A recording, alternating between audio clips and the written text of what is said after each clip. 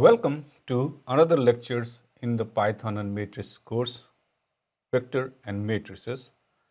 In this lecture, we are going to cover some more concepts related to matrices. For example, how to use the Cramer's rule to solve a set of equations. We will also talk about orthogonal matrices, sparse matrices, and norms of the vector in this course. So let's get started with the concept of Cramer's rules. Cramer's rules is probably something that you may have already come across, and it's essentially a method to solve for a set of linear equation or a system of linear equation. And the Cramer's rules gives you an explicit formula that you can use to solve for a set of equations that you have. Now, there are some prerequisites for using Cramer's rule. It has to have same numbers of unknowns and the equation so that you can solve it. The method is valid only when you have a unique solution, right? And it will be able to find that unique solutions for that.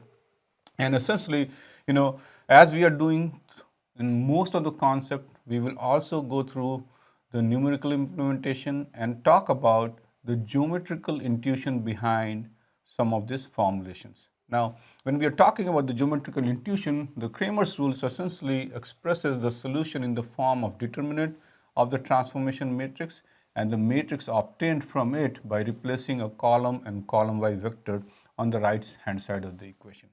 So first, we will first of all talk about, because you may have seen this, right? So let's talk about what Cramer's rule are and give you first the numerical method or the numerical approach or the set of equations that you can actually implement numerically to solve for a set of linear equations using Cramer's method for a set of 3 equations and 3 variables, and then we will try to understand some of the geometrical intuition behind how the approach came into being and what is the geometric intuition behind using a Cramer's rule to solve for systems of unknown equations. Okay.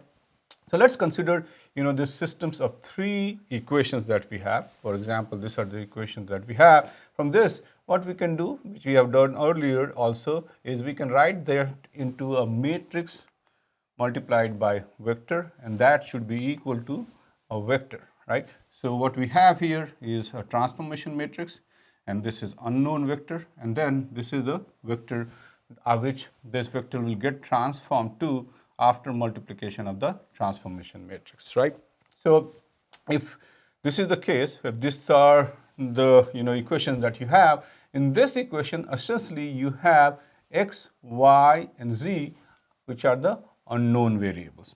Now using Cramer's rule, the unknowns are identifying in the following manner. What you do is you take the j, k, l and you make that the first column, okay, and you replace the b, e, h, c, f, I as the second column and the third column, and you take a determinant of that and you divide that determinant by the determinant of the transformation matrix or the matrix, which basically is storing the coefficients of the the variables that is there in the original equation. So this is how you can find out the value of x, okay, using this equation.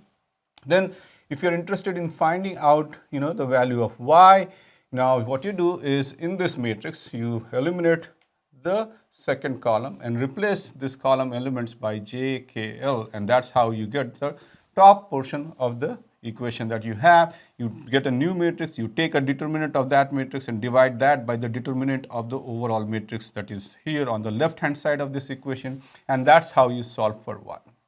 Similarly, as you can see, there is a pattern. Now what you do, you would replace the third column of this matrix by the elements on the right hand side, the elements of this vector, okay. You bring it here, okay, and you take the determinant of that matrix and divide that by the determinant of the overall matrix, you can get the solution for z.